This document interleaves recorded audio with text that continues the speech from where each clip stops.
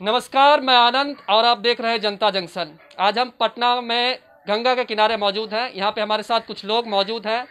बिहार में चुनाव है और चुनाव को लेकर बातचीत होती है।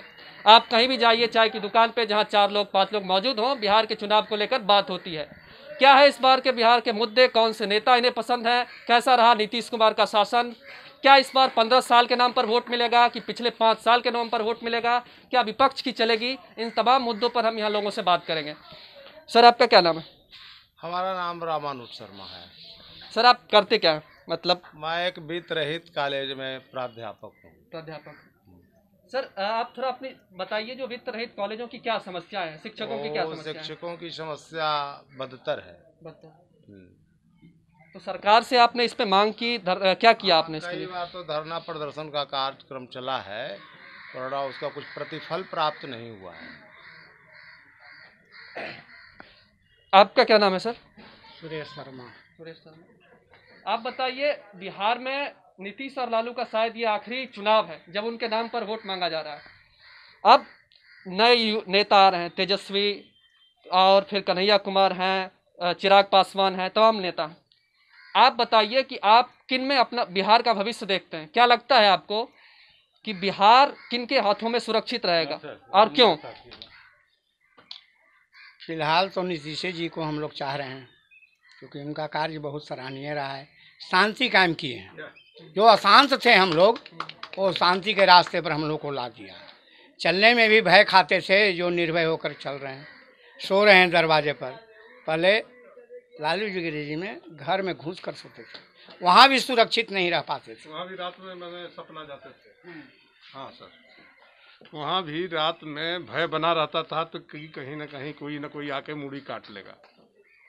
तो यहाँ सर हम लोग थोड़ा रिलीफ महसूस कर रहे हैं। एक बात जो निकल कर सामने आ रही है कि नीतीश कुमार का जो 15 साल का शासन रहा, कहीं ना कहीं उसमें क्राइम पर रोक लगी है। हाँ सर, अब एक मुद्दा आप हम लोगों को बताइए कि सर, बिहार में लोग कहते हैं, विपक्ष कहता है कि अफसरशाही है, कि अगर आप कोई काम कराने जाइए, किसी भी कार्यालय में दाखिल खारिज कराने जाइए या किसी भी तरह के काम से जाइए, तो वहाँ पे भ्रष्टाचार है और अफसरों की चलती है, आम जनता की नहीं सुनी जाती। क्या कहना चाहते हैं सर आप इस पे? इसमें थोड़ा दम है, स्वेच्छाचारिता तो है ही। बगैर पैसे के, बगैर पकड़ के कहीं कुछ काम हो नहीं रहा। थोड़ा और इसमें चाहिए। हाँ, इसमें थोड़ा सा सर, हाँ, और सुधार, पारदर्शिता और होना चाहिए। ये बात सही है कि अगर कोई आपका अगर नहीं कोई लगाव है ऑफिस में, तो आप जाके परेशान हो जाते हैं, खड़ा रहते हैं, आपको कोई बताने वाला नहीं है। तो ये सब चीज़ों में थोड़ा सा होना चाहिए कि आप भी कुछ कहना चाहते हैं? अफसरशाही क्या है बिहार में? भ्रष्टाचार क्या स्थिति क्या रही 15 सालों में? अगर हम नीतीश का शासन देखें, भ्रष्टाचार पे क्या किया उन्होंने? भ्रष्टाचार कायम है। भ्रष्टाचार मिटा नहीं है और दिन प्रतिदिन उगाहिए की ओर लोग जा रहे हैं। अब एक और चीज़ है जो मैं जानना चाहता हूँ, जो आप लोग यहाँ पे हैं, कि अस्पताल बने, अस्पताल की बिल्डिंगें बनी, सड़कें बनी, पुल बने, ओवरब्रिज बना। तो एक पत्रकार है बिहार के, वो कहते हैं कि ये सब इसलिए बना ना कि इसमें पैसा है, जो ठेकेदार हैं, जो नेता है, उनका कमीशन जाता है। जबकि अस्पताल में जब आप जाइएगा तो वहाँ डॉक्टर्स नहीं है, नर्स नहीं है, वहाँ पे स्कूल में शिक्षक नहीं है, कॉलेज में प्रोफेसर नहीं है। क्योंकि अगर उनकी बहाली करेंगे भी तो इससे किसका फ़ायदा होगा? फ़ायदा तो हो नहीं रहा है। लेकिन बिल्डिंगें बना देंगे, सड़कें बना देंगे, तो इसमें सबका फ़ायदा है, इसलिए हो रहा है। क्या लगता है आप लोगों को, ये बात सही है? इसमें बात यह है कि आपके यहाँ का जो अस्पताल है या जो राजमार्ग में जो एक अभूतपूर्व कार्य हुआ है, उससे समाज को लाभ है। वरना जहाँ विद्यालय की स्थिति रही है, वो सराहनीय नहीं है। सराहनीय नहीं है। सर,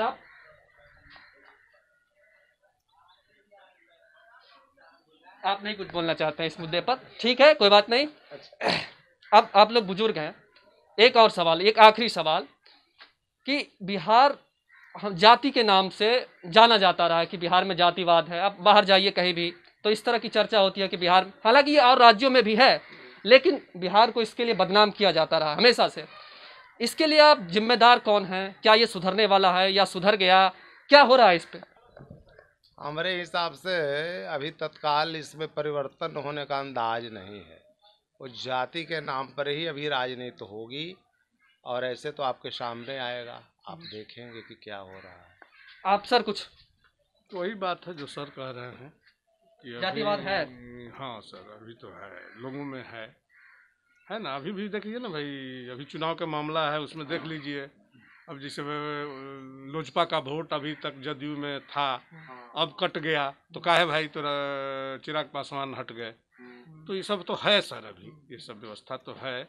ऐसा तो नहीं था, ठीक है चिराग जी हट गए थे, लेकिन नीतीश जी का काम सराहनीय था, उनको मिलना चाहिए था वोट। लेकिन अभी तो हमारे के यहाँ थोड़ा सा वही शिक्षा की कमी है, शिक्षा की कमी है। अशिक्षित लोग हैं तो कोई किसी भी तरह के हमारे कैंडिडेट खड़ा हो जाए, हम उनके पीछे दीवाने हो जाए, ऐसा तो नहीं है। ये नहीं होना चाहिए था। नहीं, नीतीश जी अगर बढ़िया काम किए हैं तो एक अवसर और इनको हम देते। आज सामने देख लीजिए सर, नीतीश जी नहीं होते तो संभव तो ये नहीं बनता। आज हमारे सामने जो झलक रहा है, तो ये सब काम तो हुआ है। तो यही कहना था सर कि नीतीश जी को एक टर्म और आना चाहिए। हाँ, नीतीश जी को आना चाहिए आप कह रहे हैं। नीतीश जी का आपने काम गिनाया कि उन्होंने पुल बनवाए, सड़कें बनवाई और क्राइम पे कंट्रोल किया। ये सब देख रहे हैं गंगा किनारे जो नमामि गंगे प्रोजेक्ट है सर, इसमें कोई दिन में भी खड़ा नहीं हो पाता था, नाक चापना पड़ता था। आज देख लीजिए कितना जनता इसमें बेचारा पनाह लिए हुए है। ठीक है, गरीबे आदमी है, सतुए खा के 2 घंटा आके गमछी बिछा के सो रहा है। तो ये बढ़िया बात नहीं, बढ़िया काम न हुआ सर, ये बहुत बढ़िया चीज हुआ। एक आखिरी बात, पलायन का मुद्दा। पलायन सिर्फ रोजगार के लिए नहीं, शिक्षा के लिए। अगर कोई बच्चा IIT की तैयारी करना चाहता है तो वो कोटा जाता है, मेडिकल की तैयारी करना चाहता है तो दिल्ली जाता है, स्वास्थ्य के लिए अगर ज़्यादा गंभीर है तो उसे एम्स जाना पड़ता है दिल्ली। तो और रोजगार के लिए तो लोग जाते ही जाते हैं, ट्रेन भर भर के पूरे बिहार से देश के तमाम राज्यों में जाते हैं। पलायन एक समस्या है, एक यथार्थ है इस बिहार की धरती का। तो सरकार, क्या लगता है नीतीश सरकार ने इस पे काम किया है या बिहार में ये क्यों है? बिहार के लोग क्यों जाते हैं? यहाँ पे क्या समस्या है ऐसी? बिहार में सर देखिए, एक बैग चाहिएगा कि सब काम एक बार हो जाए तो नहीं। उसी के लिए तो हम कह रहे हैं ना कि अब बहुत सा रोड, बिजली, गली नली का काम हो चुका है।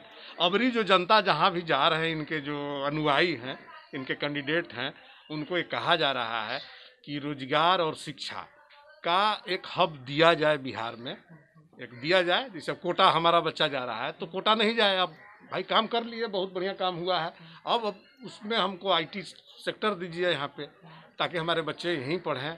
हमारा माने बहुत सही बात कह रहे हैं कि जब शिक्षा मिल गया तो रोजगार बिहार में क्यों नहीं मिल रहा?